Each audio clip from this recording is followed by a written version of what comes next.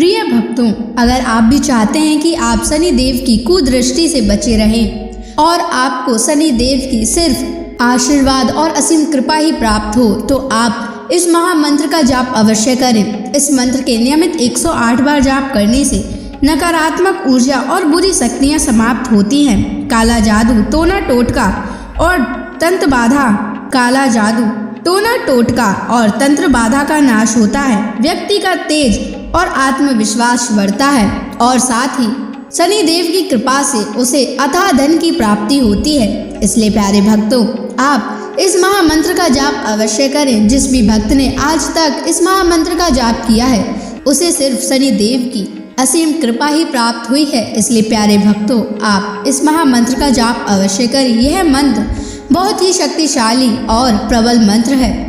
इस मंत्र का प्रभाव तुरंत ही दिखाई देने लगता है और साथ ही आपका जीवन सुखद हो जाएगा। अगर आप शनि देव का आशीर्वाद प्राप्त करना चाहते हैं तो इस वीडियो को लाइक और चैनल को सब्सक्राइब जरूर कर दीजिए और कमेंट बॉक्स में जय शनि महाराज अवश्य लिख दीजिए। तो चलिए भक्तों, मंत्र का जाप करना प्रारंभ करते हैं। ओम ह्रीं सन शनैश्चराय सर्वदोष निवारणाय स्वाहा। ओम ह्रीं सन शनैश्चराय सर्वदोष निवारणाय स्वाहा। ओम ह्रीं सन शनैश्चराय सर्वदोष निवारणाय स्वाहा। ओम ह्रीं सन शनैश्चराय सर्वदोष निवारणाय स्वाहा।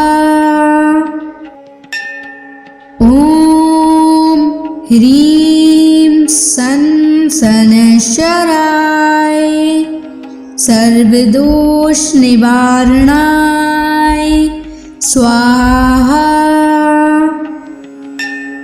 ओम ह्रीं सन शनैश्चराय सर्वदोष निवारणाय स्वाहा। ओम ह्रीं सन शनैश्चराय सर्वदोष निवारणाय स्वाहा। ओम ह्रीं सन शनैश्चराय सर्वदोष निवारणाय स्वाहा। ओम ह्रीं सन शनैश्चराय सर्वदोष निवारणाय स्वाहा। ओम ह्रीं सन शनैश्चराय सर्वदोष निवारणाय स्वाहा। ओम ह्रीं सन शनैश्चराय सर्वदोष निवारणाय स्वाहा। ओम ह्रीं सन शनैश्चराय सर्वदोष निवारणाय स्वाहा। ओम ह्रीं सन शनैश्चराय सर्वदोष निवारणाय स्वाहा। ओम ह्रीं सन शनैश्चराय सर्वदोष निवारणाय स्वाहा। ॐ ह्रीं सन् शनैश्चराय सर्वदोषनिवारणाय स्वाहा। ॐ ह्रीं सन् शनैश्चराय सर्वदोषनिवारणाय स्वाहा। ॐ ह्रीं सन् शनैश्चराय सर्वदोषनिवारणाय स्वाहा। ॐ ह्रीं सन् शनैश्चराय सर्वदोषनिवारणाय स्वाहा।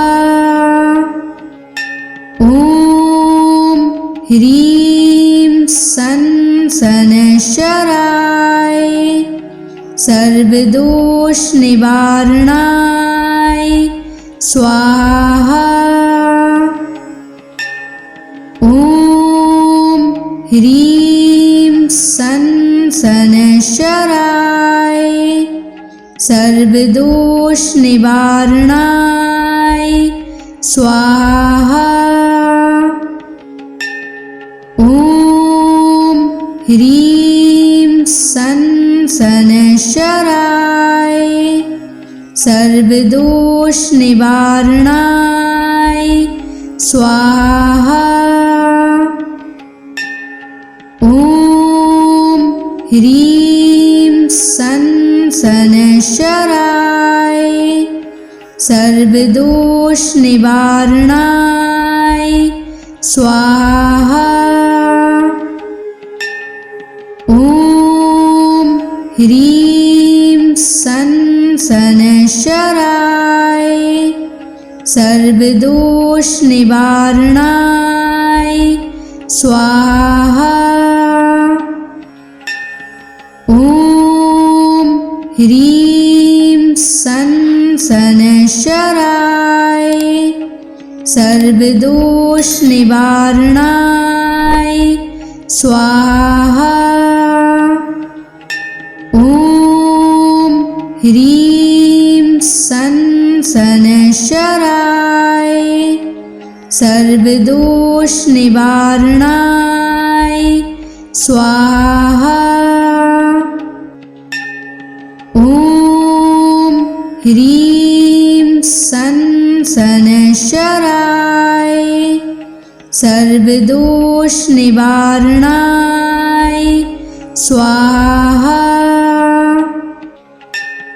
ॐ ह्रीं सन् शनैश्चराय सर्वदोषनिवारणाय स्वाहा।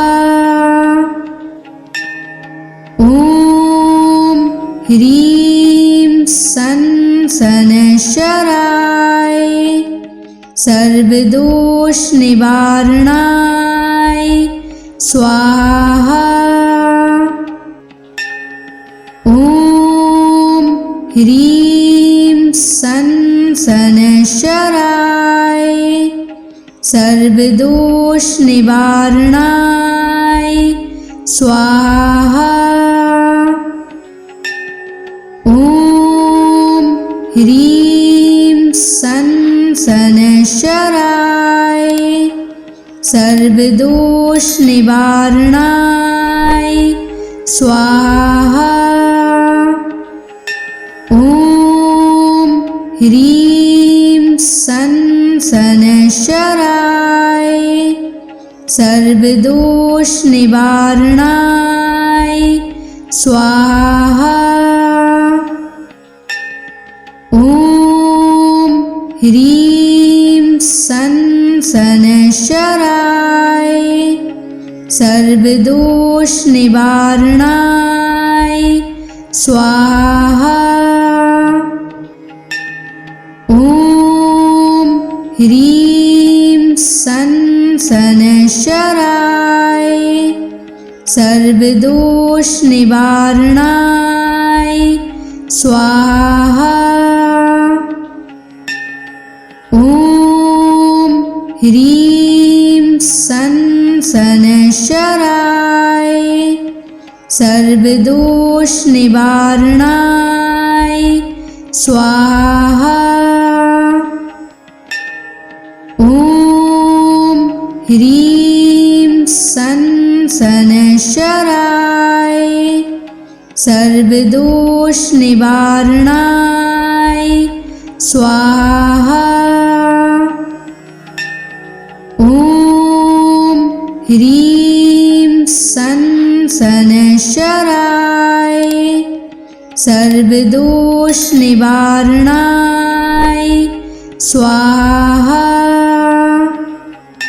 ॐ ह्रीं सनशराय सर्वदोष निवारणाय स्वाहा। ॐ ह्रीं सनशराय सर्वदोष निवारणाय स्वाहा। ॐ ह्रीं सनशराय सर्वदोष निवारणाय स्वाहा। ॐ ह्रीं सनशराय सर्वदोष निवारणाय स्वाहा। ॐ ह्रीं सनशराय सर्वदोष निवारणाय स्वाहा।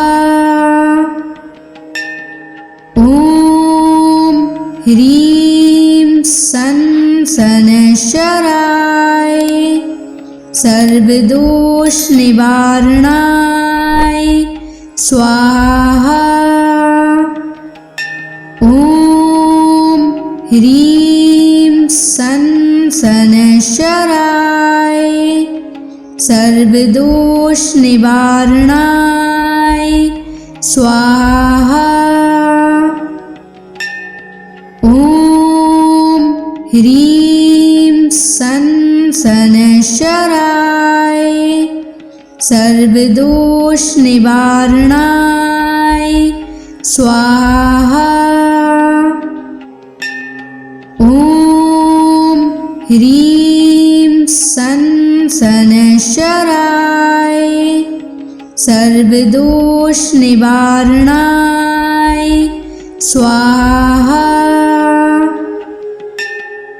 ॐ ह्रीं सनशराय सर्वदोष निवारणाय स्वाहा। ॐ ह्रीं सनशराय सर्वदोष निवारणाय स्वाहा।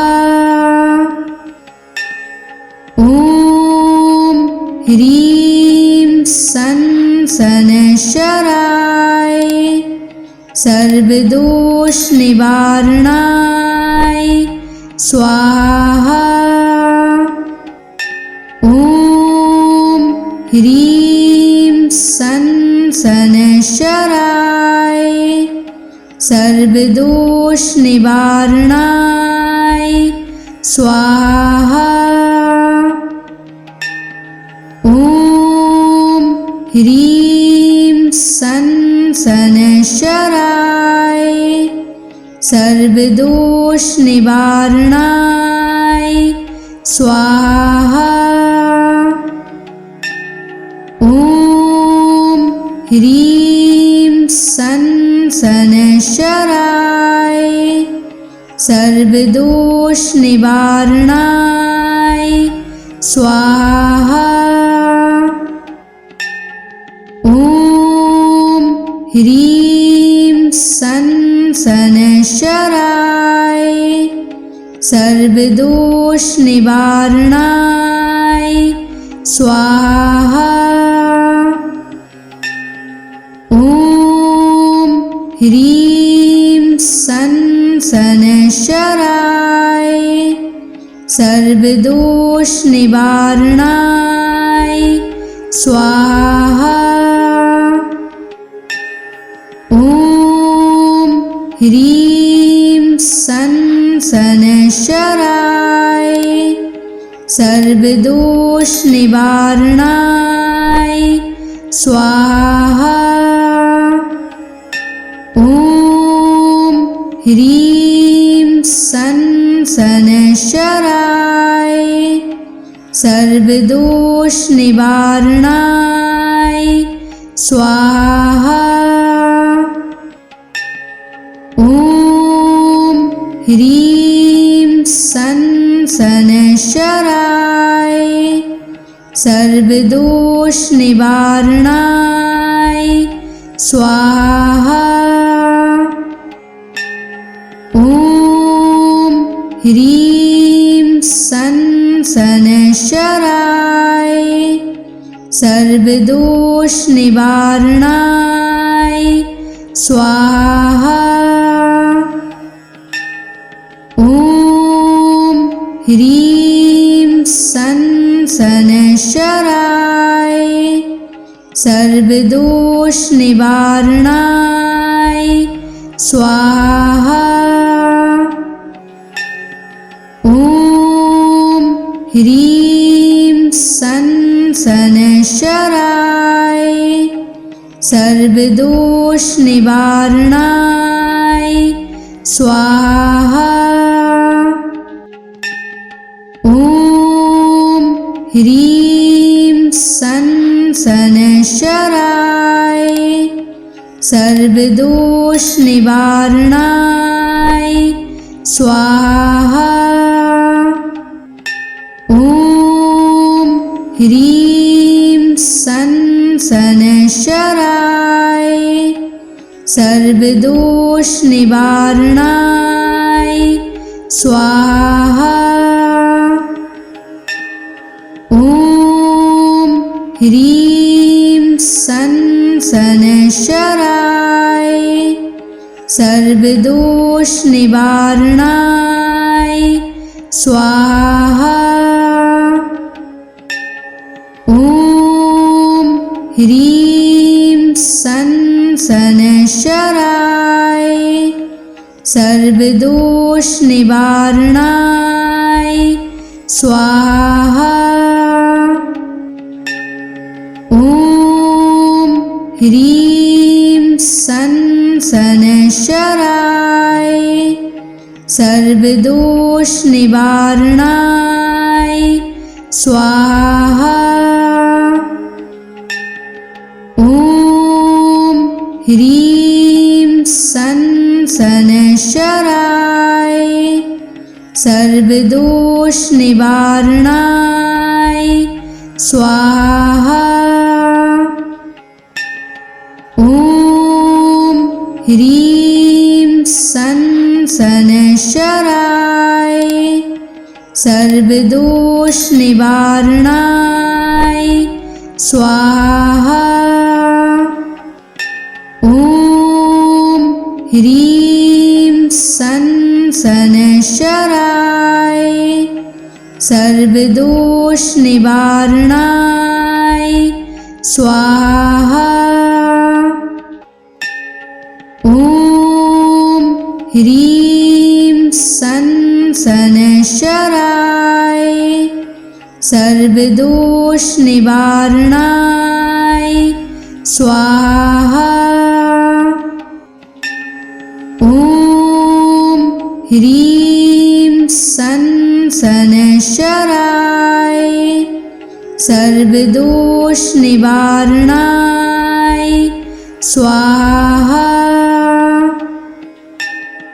ॐ ह्रीं सन शनैश्चराय सर्वदोष निवारणाय स्वाहा। ॐ ह्रीं सन् शनैश्चराय सर्वदोषनिवारणाय स्वाहा। ॐ ह्रीं सन् शनैश्चराय सर्वदोषनिवारणाय स्वाहा। ॐ ह्रीं सन् शनैश्चराय सर्वदोषनिवारणाय स्वाहा। ॐ ह्रीं सन् शनैश्चराय सर्वदोषनिवारणाय स्वाहा।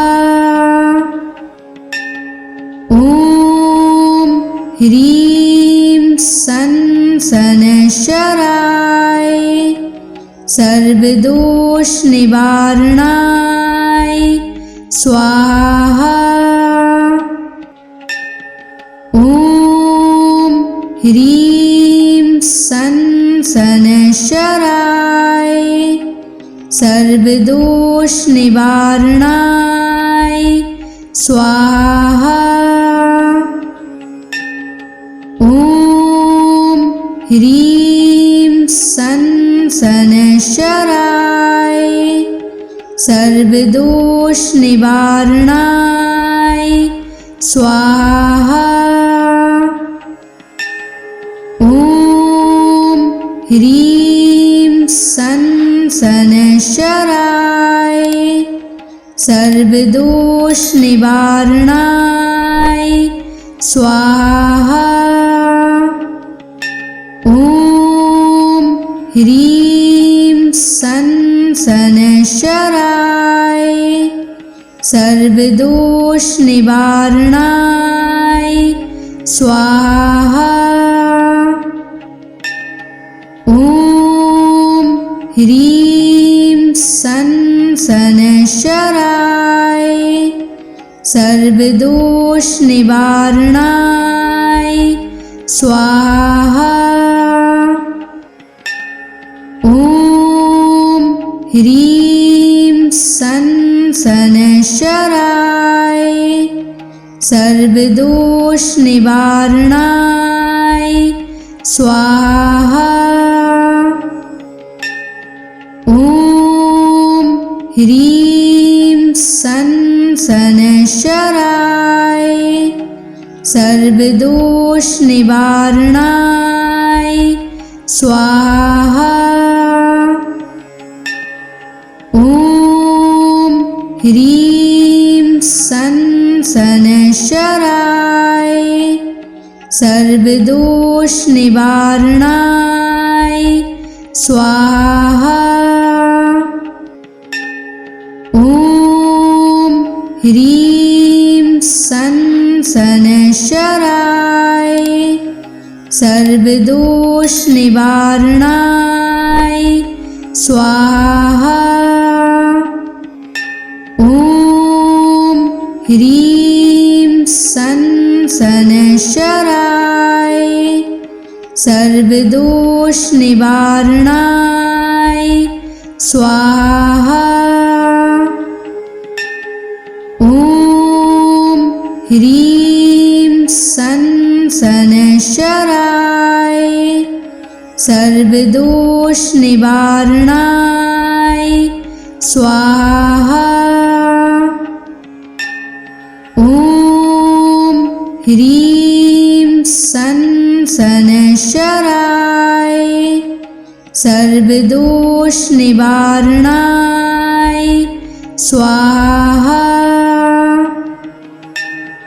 ॐ ह्रीं सन् शनैश्चराय सर्वदोषनिवारणाय स्वाहा। ॐ ह्रीं सन् शनैश्चराय सर्वदोष निवारणाय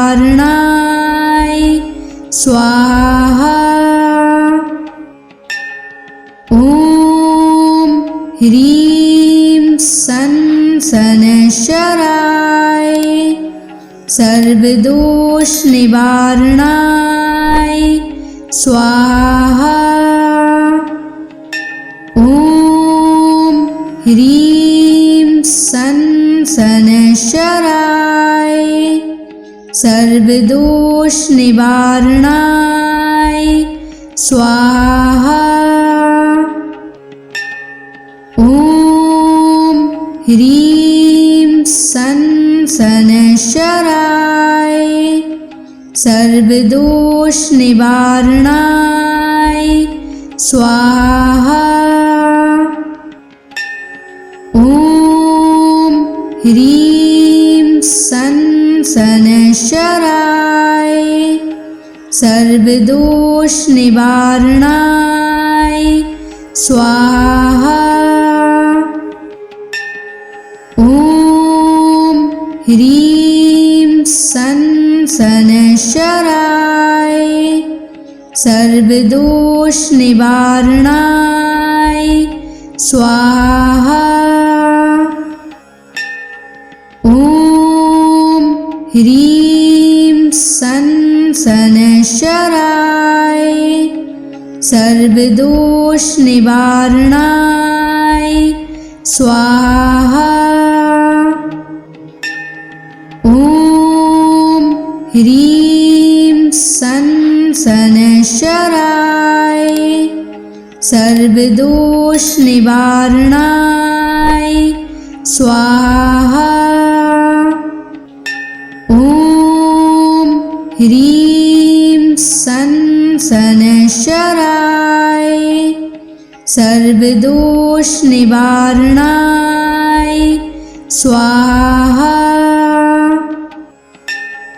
ॐ ह्रीं सं शनैश्चराय सर्वदोष निवारणाय स्वाहा। ॐ ह्रीं सं शनैश्चराय सर्वदोष निवारणाय स्वाहा। ॐ ह्रीं सं शनैश्चराय सर्वदोष निवारणाय स्वाहा। ॐ ह्रीं सं शनैश्चराय सर्वदोष निवारणाय स्वाहा। ॐ ह्रीं सं शनैश्चराय सर्वदोष निवारणाय स्वाहा। ॐ ह्रीं सं शनैश्चराय सर्वदोष निवारणाय स्वाहा। ॐ ह्रीं सं शनैश्चराय सर्वदोष निवारणाय स्वाहा। ॐ ह्रीं सं शनैश्चराय सर्वदोष निवारणाय स्वाहा। ॐ ह्रीं सं शनैश्चराय सर्वदोष निवारणाय स्वाहा। ॐ ह्रीं सं शनैश्चराय सर्वदोष निवारणाय स्वाहा। ॐ ह्रीं सन शनैश्चराय सर्वदोष निवारणाय स्वाहा। ॐ ह्रीं सन शनैश्चराय सर्वदोष निवारणाय स्वाहा। ॐ ह्रीं सन शनैश्चराय सर्वदोष निवारणाय स्वाहा। ॐ ह्रीं सन शनैश्चराय सर्वदोष निवारणाय स्वाहा। ॐ ह्रीं सन शनैश्चराय सर्वदोष निवारणाय स्वाहा। ॐ ह्रीं सन शनैश्चराय सर्वदोष निवारणाय स्वाहा।